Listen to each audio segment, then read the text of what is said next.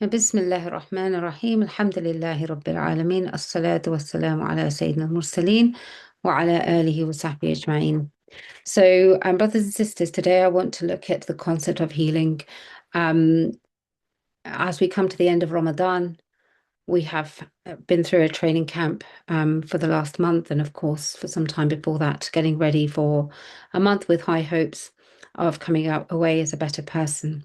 But actually, one of the things that we don't really reflect on is that Ramadan is the month of the Quran, and one of the names of the Quran is Ash-Shifa, the healing or the cure.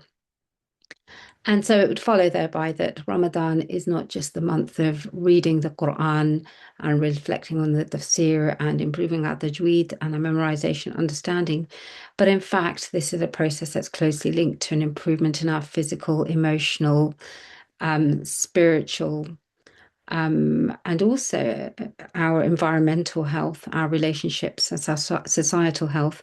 So it's a month of immense healing. And healing is a process that happens when we learn to restore balance. And in fact, this is a month that helps us restore that balance between mind, body, and soul by redirecting our energy towards the remembrance of Allah subhanahu wa ta'ala, giving our gut a rest and our mind a rest from all the distractions of this dunya. I want to start with a quote of Ibn Arabi, a famous scholar, who said, "You presume that you are a small entity, but within you is enfolded the entire universe." And I think this is a really key point for reflection, because many a time we feel powerless, we feel insignificant. Yet Allah subhanahu wa ta'ala has made the human body the most magnificent of his creations. And he says, لَقَدْ كَرَّمْنَا بَنِي آدَمَ. Indeed, we have ennobled the son of Adam, alayhi salam. And we are the most phenomenal of creation.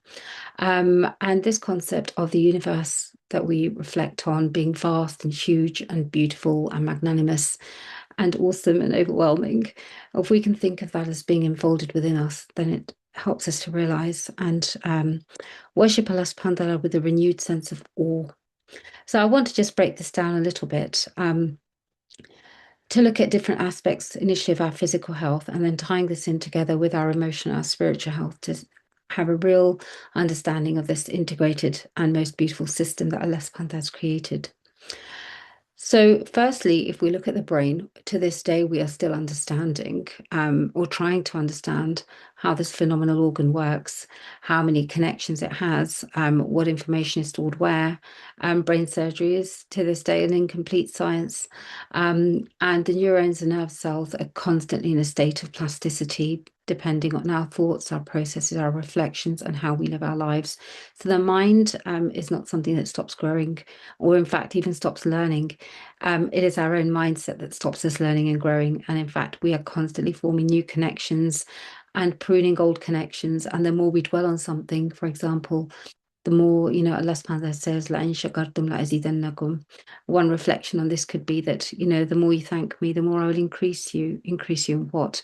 Well, if we're looking at our neurons, we're definitely increasing neuroplasticity in those circuits that are formed around gratitude. We can also have a look at our cells. So our cells are absolutely tiny, not visible with the naked eye. And within the cells, we've got subcellular structures, organelles, tiny powerhouses like the mitochondria that generate all our energy. And mitochondrial dysfunction is something that happens not just with aging, but is at the root of a lot of chronic disease. Because when we start to not function as efficiently, we notice fatigue, brain fog, and all those processes we associate with not feeling very well. But there's also this whole DNA that we have, subhanAllah, to this day, we're trying to understand, the makeup of the human body, how many genes are involved in a particular phenotype being expressed. And then this also is not a fixed process. There is a process of epigenetics where our genetic structure is constantly being changed based on traumatic and stressful life events of earlier generations, for another 3 generations, that is, or methylation, which is to do with genetics, but also the constantly changing structure of the DNA in response to lifestyle choices, aging, stress. And we can literally turn our genes on and off with the environment that we expose them to.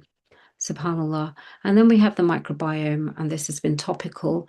And we don't just have the microbiota, the bacteria in the gut, starting from the mouth all the way through to the anus, but we have a different ecosystem on our skin, a different ecosystem in the gut, in different parts of the gut, and in the vagina and genital areas.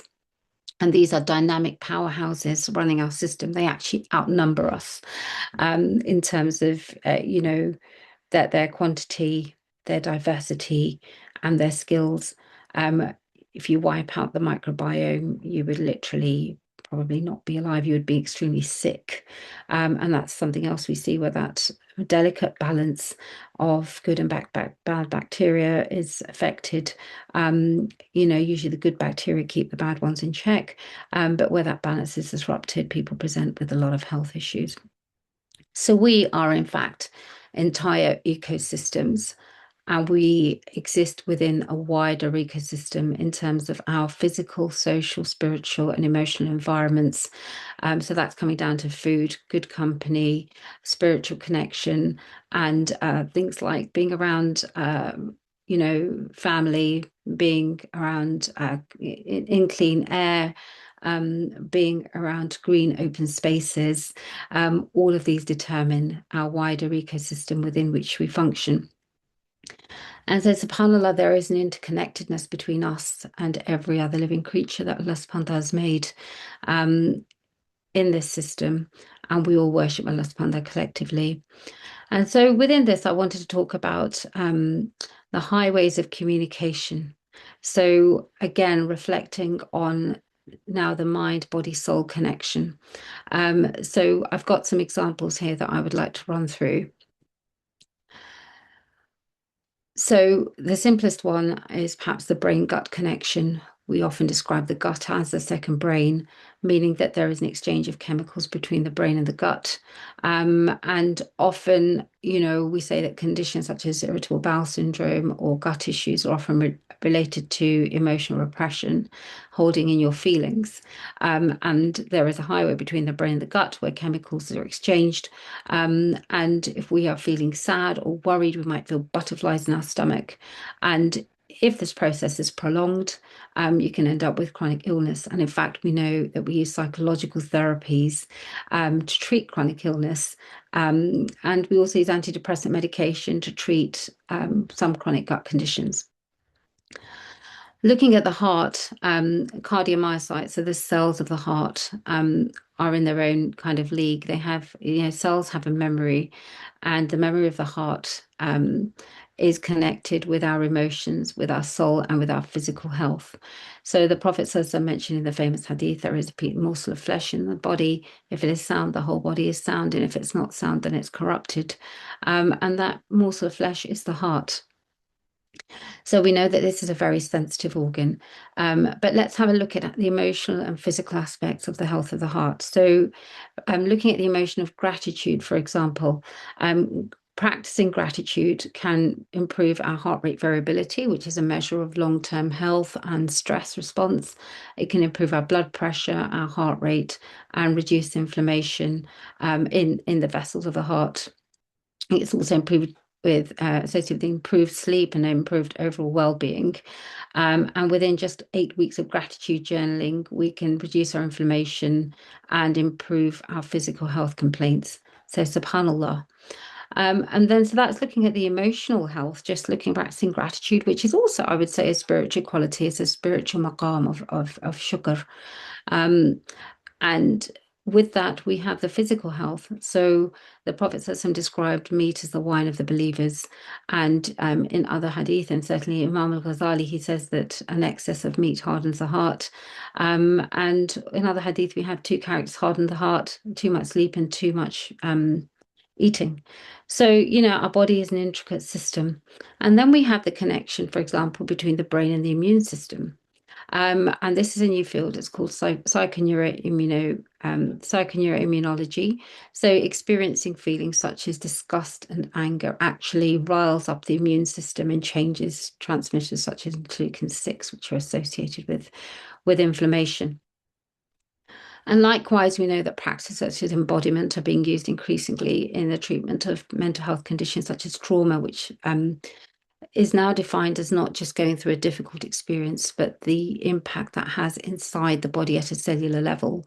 And one of the treatments is yoga therapy or dance therapy. So, and so by this, I think I've demonstrated that there is a very intricate link between our mind, our body, our soul.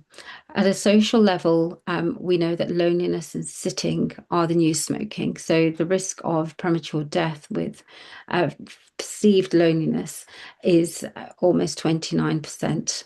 Uh, there's an increase of 29%. And with sitting, there's an increased risk of premature death of 20 to 30%. And we know the Prophet ﷺ, he said that whoever wants a long life, and wants to increase his risk should connect his blood ties. So subhanAllah, the wisdom of this of our sunnah is becoming more and more obvious. And then we have disruption of Allah subhanahu wa ta'ala's systems. So things like air pollution. So air pollution is associated with a lot of with dementia and chronic illness, high blood pressure, feelings of depression, anxiety, and stress, and also things like Parkinson's, the neurodegenerative conditions. And we know that going out into green space, for example, being out in nature, is not only connecting us with our fitra and with dhikr and with remembrance of Allah subhanahu wa ta'ala, but the phytoncides produced by the plants help to regulate our immune system, lower our cortisol and stress hormones, and give us an improved sense of well-being. So, moving on from this, I also want to look at the soul gut connection. And this is often something that we fail to make, even though our Islamic tradition is full of such examples. For example, we're told to eat the halal and tayyib, and if we, for example, drink alcohol, then our prayer's not accepted for 40 days. So the acceptance of dua is contingent upon eating the halal. And we know that the state of the food that we eat impacts our soul at a very deep level and our ability to be able to worship Allah subhanahu wa ta'ala properly. And then we're cautioned against overindulgence over and over again in both the Quran and the Sunnah. Um, and we know that any halal thing taken to excess can become harmful. And a very practical physical example of this might be, that sugar is permissible, it's halal and tayyib, but if we have it to excess, we will end up with a lot of health problems such as dental caries and perhaps an increased risk of diabetes and such like. And likewise, that at the moment there's a great craze around things like high levels of protein shakes, and consuming neat protein. But we know that this is coming with a plethora of liver problems. Overeating is associated with gut inflammation. Too much protein is basically dumped in the gut. And we're told, we know that if we eat too much at iftar or at dinner time, we're going to struggle to get up for the Tahajjud and Fajr prayers. And so there is a very, very deep connection between our soul and our gut. Um, and the other way around as well. So Allah subhanahu wa ta'ala says repeatedly in the Quran that He advises us to aminu wa amilu salihat, believe and do good actions. And it's very interesting because we often think that we need motivation to be able to act. So we believe and we set the intention, which is getting the mindset ready. But then the intention has to be followed by execution. And in fact, the motivation will follow the execution by means of positive reinforcement, whether that's through learning circuits. I spoke about neuroplasticity again at the beginning, in terms of part of the brain becoming interconnected, but also through chemicals such as dopamine, which will reinforce the good feeling once we've done the action. But it's for us to set the intention, align it with Allah subhanahu wa ta'ala, and then execute. And I think that, modern science is recognizing something called behavioral activation. So often in sort of the mental health world, people who are depressed don't want to get out of the house. They don't want to do things. They lack motivation. But we would encourage them, for example, to get out of the house, move their body, go out for a green space walk, because that action will drive the healing. And it's interesting that even what we describe as sabr, have sabr, is a verb in Arabic. Allah subhanahu wa ta'ala doesn't say have sabr. It is, fasbir or fastabir. So it's a verb form. So even that is a state of action. So you can exercise sabr through your action by not being overwhelmed by the emotion, But recognizing the issue, making the art and identifying a plan. So starting to take the means to deal with the issue that you have rather than being completely controlled by it. And with this, I just wanted to say that emotions are also Allah subhanahu wa ta'ala's creation, and they are energy, emotion, and all energy is from Allah subhanahu wa ta'ala. So our emotions should take us back to Allah subhanahu wa ta'ala rather than taking us to the shaitan or taking us down a path of ghafla or heedlessness. They are from his mercy and from, I guess, from the unseen, unless we become in tune with them, that allow us to find our way back to Allah subhanahu wa ta'ala. And then, when the system is not working properly, we often feel stuck. We feel a sense of emotional repression. We lose hope. And that is when we suffer from overwhelm and depression. But Allah subhanahu wa ta'ala is again telling us to seek help through patience and prayer, which is basically essentially have hope in Allah and take action. And this is what is again bringing us back to a state of healing. So I think I've spoken a bit about the connection between the soul, the gut, the body, and given some examples of how this might work both ways. So we can heal the gut through the brain. So we know often that CBT might be used in healing gut conditions or chronic illness. We've spoken about the positive impact of practices such as gratitude and how our emotions are stored in our cells, but particularly in the heart. And we've spoken a bit about the soul-gut connection. So how what we're thinking, what we're feeling, our connection with Allah subhanahu wa ta'ala is so in tune with what we're eating and how we're living our lives. And likewise, if we've overeaten, the impact that has on our worship. And how by having sabr, it is again a state of behavioral activation, a state of movement, a state of shifting, not a state of being static. And I wanted to look a little bit at physical health and the impact of physical health on mental health, because I've spoken a bit about spiritual health.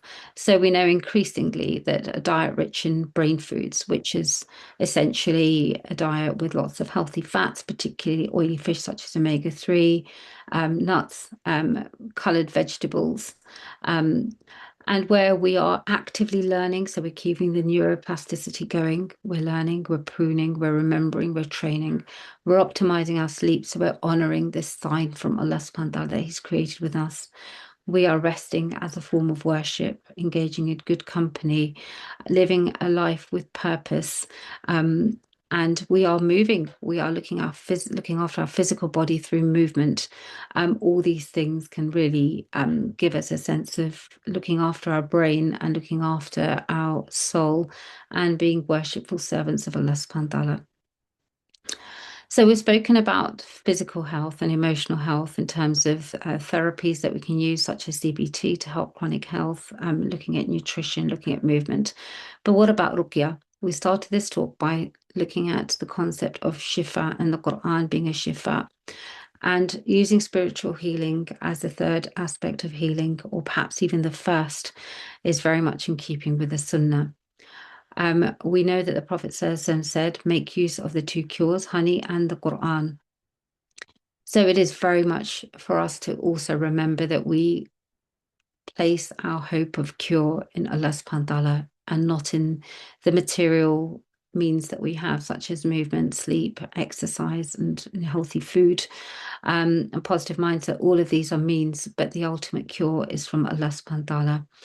And Ramadan is therefore the month of shifa for the mind, body, and soul. And if we look at, for example, Surah Al-Baqarah, the Prophet says some advice that whoever recites Surah Al-Baqarah, the shaitan will not come into his home. And so we should recite it every 3 days. And how does the shaitan not enter our homes? By preventing conflict, despair, and loss of barakah. And we know that all of these drive conflict, they drive illness, they drive sadness.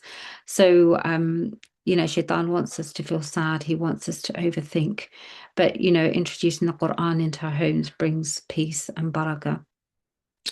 Let's look at the hadith around cleanliness. So cleanliness is nisful iman, half of iman.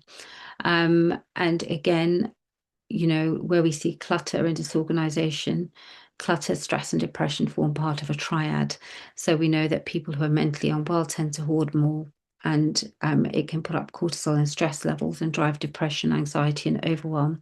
We also know that clean environments are associated with reduced cognitive load and better decision making. And we know that if you're full of a dirty, messy house with lots of clutter, that is associated with an increased risk of allergies and chronic illness. And dysfunction is a sign of not being organized, not being in control, and not having even a clean space to worship. So we've been speaking about the link between mind, body, and soul, the importance of istiqama, coming back to the right path, the importance of having balance, because our religion is a middle path religion and a path of moderation, the importance of having adab with ourselves, with Allah subhanahu wa ta'ala's creation, and with Allah subhanahu wa ta'ala, and adab with our environment. Because when we start to put things in their proper places, things start to fit. If you have a cupboard or a wardrobe and it's messy, nothing will ever seem to fit. But when we put the big things in, everything else fits around them. So, when we put in our worship, our ibadah, our remembrance of Allah subhanahu wa ta'ala, and then we put in the key things, having good relationships with other people, giving our body its rights, moving it, feeding it properly, thinking healthily, suddenly our lives start to heal. And this concept was called ishtibak. It was first named by Imam Abu Zayd al-Balkhi, the founder of modern-day CBT in the sort of 9th and 10th century CE. And he discusses in his book the interweaving of mind, body, and soul. And in modern-day medicine, we call this integrative medicine. There's an increased movement towards this, looking at how we can heal the body through the mind and the mind through the body, but also as believers, we know that we can heal through the soul. And having a 1-degree impact in any of these domains will impact the other domains. And the key to this is really that if we make every part of us subservient to Allah subhanahu wa ta'ala, so we make the intention to eat so that it can be worshipful, and to eat in moderation, eat halal and tayyib, so our du'as are accepted. If we make the intention to practice gratitude so that Allah subhanahu wa ta'ala increase us, and we can increase in good deeds and give thanks for what he's given us, then we'll find that our spiritual health will also improve. And likewise, we know that, for example, praying Surah Al-Rahman has been shown to improve rates of depression. We know that the Prophet ﷺ approved of the companions who treated a scorpion bite with the recitation of Surah Al-Fatiha. So all of these concepts are linked, and there is a blog, I believe, on the other side which tells you how to make ruqya, how to seek spiritual healing through recitation of Surah Al-Fatiha, Ayat al-Kursi, the last 2 verses of Surah Al-Baqarah, the 3 quls, and the ruqya dua. So this is a month of shifa, and even if we make one small change, whether that's a spiritual goal, a physical goal, or an emotional goal, and we tie that into our duty to be worshipful servants of Allah subhanahu wa ta'ala, He will bring us shifa and growth. And we can achieve this by being mindful, by making muraqabah, watching over ourselves, and muhasabah, taking ourselves to account. And in this, we can not just note down, good deeds that we've done, but also noting down our physical health. What symptoms do we have? When do we get them? Our emotional health, what fills us with joy? What constricts the heart? So the feelings of qabd, the constriction, the feelings of bast, expansion of the heart. What is really bringing us joy? And and then looking at our spiritual states, how is that impacting our worship, our relationships, our connection with Allah subhanahu wa ta'ala? Because we are very, very blessed to be able to have these windows into the unseen, into really our own manual. And I wanted to kind of end with the Punjabi verses of the Sufi Bulleh Shah, who says that we have spent, a lot of time studying books, but we have not studied our minds. We have spent time going into mosques and temples, but we have not gone into our heart.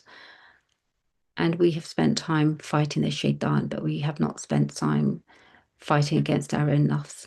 So the key to this, my brothers and sisters, is really self-awareness, reflection, studying this beautiful system that Allah subhanahu wa ta'ala has created within us. Coming back to Ibn Arabi saying, you presume you are a small entity, but within you is enfolded the entire universe. I hope that I've managed to show just a snippet of what this might look like. And to end with Imam Ali radiallahu anhu, he said the two greatest blessings are health and iman. So they are closely intertwined. And the Prophet ﷺ encouraged us to ask for afia. And what is afia? Afia is well-being. In the wider sense, that includes financial well-being, spiritual well-being, emotional well-being, physical well-being. It encompasses health. And health is our ability to be able to not just be free of disease, but to really live a full life, mentally, physically, spiritually, and to be able to adapt to the situations that Allah subhanahu wa ta'ala places us in effectively. Jazakumullah khairan. Slani